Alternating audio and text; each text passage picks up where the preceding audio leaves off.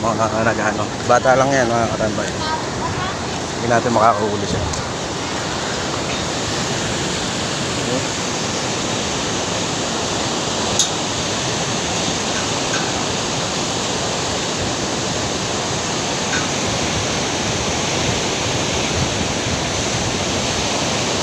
Puro yung pagkailaman yun. Yun o. Yung mga katambay, nakahuli. Bakay kay pa! Nakahuli siya mga katambay. Kaya, yan, nakahuli niya dito yan. Oh, galing mga katambay. Bata lang yan. Ayos. Nakahuli na naman siya ng isa. Uy, fresh from the river. Tapos lalaglag na naman niya ulit yan para makahuli ulit.